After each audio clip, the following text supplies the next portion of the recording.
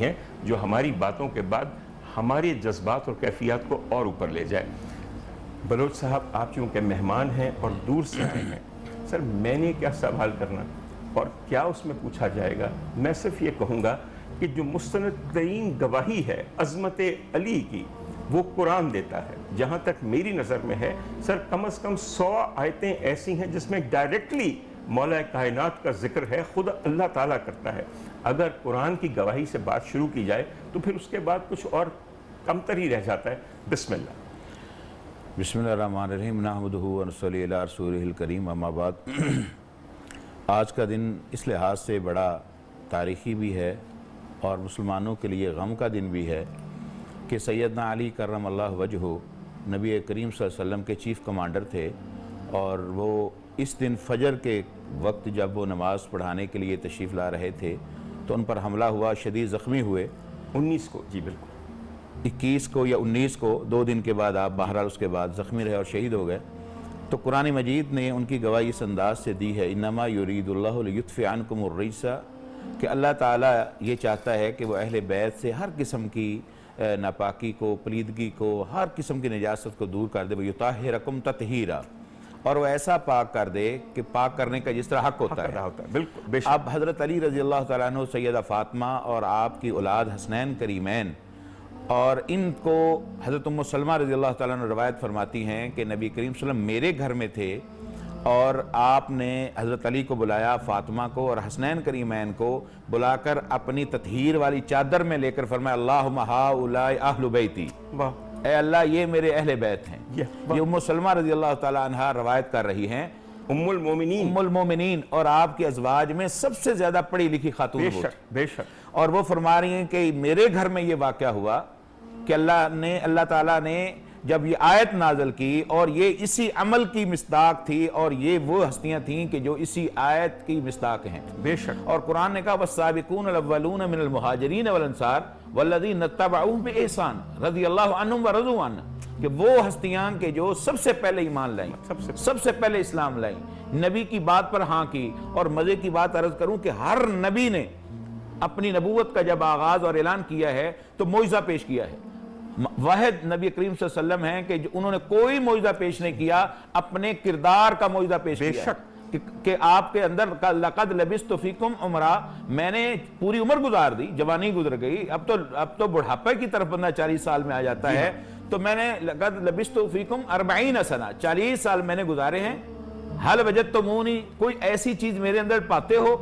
کوئی بے وفائی ہے، کوئی وعدہ خلافی ہے، کسی قسم کا جھوٹ ہے، کوئی خیانت ہے، کوئی بات؟ سب نے کہا جربناک مرارا بل وجدناک صدقا، ہم نے بار بار آپ کو آزمایا مگر ہر بار آپ کو سچا پایا ہے۔ پھر آپ نے کہا قولوا لا الہ الا اللہ تفلحوا، تو سگا چچا ابو لہب ہے، اس نے مذاق اڑایا، ابو جہل نے مذاق اڑایا، عتبہ شیبہ ولید نے، اخنس نے مشرا، ایک ناتواں آواز پورے مجمع سے بلند ہوتی ہے کہ لبیک یا رسول اللہ، اللہ کا رسول میں حاضر ہوں، میں گواہی دیتا ہوں آپ اللہ کے سچے رسول۔ 10 سال کا بچہ، 10 سال کا بچہ ہے۔ لوگ مزید مذاق اڑانے لگے کہ کسی پڑھے لکھے عرب کے سمجھدار آدمی نے اسلام قبول نہیں کیا، مکہ کے نے، ایک بچہ ہے، اس بچے کی کیا حیثیت ہے؟ وہ نہیں جانتے کہ یہ بچہ کل کو حیدر کرار بننے والا ہے، وہ نہیں جانتے تھے کہ کل یہ نبی کا داماد بننے والا ہے، نہیں جانتے تھے کہ یہ خلیفہ رسول بننے والا ہے، نہیں جانتے تھے کہ فاطمہ کا شوہر بننے والا ہے، نہیں جانتے تھے کہ حسنین کا بابا بننے والا ہے، نہیں جانتے تھے کہ اسد اللہ بننے والا ہے، نہیں جانتے تھے کہ فاتح خیبر و مرحب بننے والا ہے، عمر بن عبد ود بننے والا ہے۔ اور نبی کریم صلی اللہ علیہ وسلم کی صحیح بخاری کے اندر یہ واقعہ ہے کہ حضرت علی کی فضیلت اس سے بڑی اور کیا ہو سکتی ہے کہ نبی کریم صلی اللہ علیہ وسلم تبوک والے دن جو ہے، نبی کریم جنگ کے اندر، جہاد کے اندر فرماتے ہیں خیبر میں، لَأُعْطِيَنَّ الرَّايَةَ غَدًا يَفْتَحُ اللَّهُ عَلَىٰ يَدِهِ يُحِبُّ اللَّهُ وَرَسُولَهُ وَيُحِبُّهُ اللَّهُ وَرَسُولَهُ، کہ کل کو جھنڈا ایسے شخص کے ہاتھ میں دیا جائے گا کہ جس پر اللہ اس کے رسول محبت کرتے ہیں اور وہ بھی اللہ اس کے رسول محبت کرتا ہے۔ اس میں ایک نقطہ ڈاکٹر صاحب بڑا لطیف ہے، وہ یہ ہے کہ وہ اللہ اس کے رسول سے محبت کرتا ہے۔ یہ تو ہم سب کا دعوے، ہم محبت کرتے ہیں، مزہ یہ ہے کہ اللہ اس کا رسول کہے میں اس سے محبت کرتا ہوں، یحبہ اللہ ورسولہ، اللہ اور اس کے رسول بھی اس سے محبت کرتے ہیں۔ فبات الناس یدوکون، بخاری میں پورا یہ واقعہ موجود ہے، ساری رات لوگ باتیں کرتے رہے، کون خوش قسمت ہوگا، ایہم یوتاہا، جس کے ہاتھ میں کل جھنڈا دیا جائے گا۔ حضرت عمر فرماتے ہیں کہ میں ساری رات دعائیں کرتا رہا کہ کاش یہ جھنڈا مجھے ملے، یہ فضیلت مجھے ملے، یہ عزت و عظمت و شرف مجھے ملے۔ کہتے ہیں کہ صبح فلما اصبح الناس غدوا، جب صبح ہوئی لوگ بیٹھے ہیں، نماز ہو گئی، آپ صلی اللہ علیہ وسلم اونچی جگہ پر بیٹھے ہیں، مجمع سارا مجاہدین کا لشکر بیٹھا ہے، آپ نے اچانک فرمایا این علی ابن ابی طالب، ابو طالب کا بیٹا علی کہاں ہے؟ کہا ہوا یشتقی عینیہ ہے یا رسول اللہ، اس کی آنکھوں میں تکلیف ہے، سوزش ہے، اتنی تکلیف ہے، اشوب چشم ہے کہ وہ تو نماز میں نہیں آ سکے۔ بے شک، فرمایا کہ اسے لاؤ، بے شک، اسے لاؤ، صحابہ پکڑ کر لائے، حضرت علی کی آنکھیں خراب ہیں، اور حدیث میں آتا فباسا کا فی عینیہ ہے، آپ نے اپنا لعاب دہن ان کی آنکھوں میں ڈالا، وَدَعَا لَهُ، اس کے لیے دعا کی، بخاری کے الفاظ اس کے لیے دعا کی، اور پھر اس کے بعد اپنا جو ہی ان کے زبان اپنی سے وہ لعاب دہن ڈالا تو حدیث شریف میں آتا ہے کَأَنَّمْ لَمْ يَكُنْ وَجْهُ بِهِ قَطُّ، علی فرماتے ہیں میری آنکھیں اتنی بہترین صحت مند ہوگی جیسے کبھی کوئی تکلیف ہوئی نہیں تھی۔ اب یہ تمام صحابہ کے اوپر حضرت علی کی فضیلت، اور میں یقین مانو میں ایک سنی الحمدللہ طالب علم ہوں، مگر میں پوری بصیرت علی وجہ البصیرت کہہ رہا ہوں، یہ عدل کے ساتھ کہہ رہا ہوں کہ حضرت علی جتنے فضائل قرآن و سنت میں کسی صحابی کے نہیں، ترتیب الگ بات ہے، ترتیب صحابہ اور خلفاء، مگر فضائل حضرت علی کے سب سے زیادہ۔ بے شک بلوچ صاحب ایک چھوٹی سی بات آپ کو کہوں، یہ جو لعاب دہن میرے آقا اور میرے سرکار کا ہے، یہ جتنی دفعہ حضرت علی کی قسمت میں آیا ہے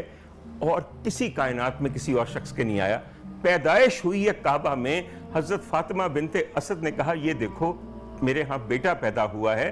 سب سے پہلے جو چیز آپ گٹھی سمجھ لیں یا کوئی چیز سمجھ لیں، سب سے پہلے سرکار کی زبان سے حضرت علی نے لعاب دہن کو چوسا ہے۔ اس کے بعد احد کے اندر 70 یا 90 زخم آئے ہیں اور جسم چور چور ہے، اتنی تکلیف دے کے میرے سرکار کے آنسو گر پڑے ہیں، اور وہ آنسو جو میرے سرکار کے گرے ہیں وہ تو آپ یقین کیجئے عرق شفا ہے، جہاں جہاں گرے ہیں زخم پھٹا گیا، اور جہاں نہیں گرے وہاں میرے سرکار نے لعاب دہن یوں کر کے لگایا اور ہر چیز مندمل ہو گئی۔ اس کے بعد ہجرت مدینہ میں اس صحرا سے ہوتے ہوئے مکہ سے مدینے پہنچے ہیں تو پائے مبارک میں حضرت علی کے چھالے ہیں، ان چھالوں کو دیکھ کر سرکار نے دوبارہ اپنا لعاب دہن ان پہ لگایا ہے، اور پاؤں یوں ہو گئے ہیں کہ دنیا کا کوئی مارکا ہو، کوئی غزوہ، کوئی جنگ ہو، کسی پہلوان کا سامنا ہو، ان کے قدموں میں کبھی لغزش نہیں آئی۔ نکاح ہوا ہے سیدہ زادی کے ساتھ، میری شہزادی کے ساتھ، آقا زادی کے ساتھ، تو پیالے کے اندر لعاب دہن شامل کر کے ان کے سینوں پہ چھڑکا ہے اور دعا کی ہے۔ اس کے علاوہ جتنی اولاد ہوئی ہے، میرے شہزادے حسنین کریمین کی گٹھی کیا ہے، ان کا لعاب دہن، میری شہزادی حضرت بی بی زینب سلام اللہ علیہ کا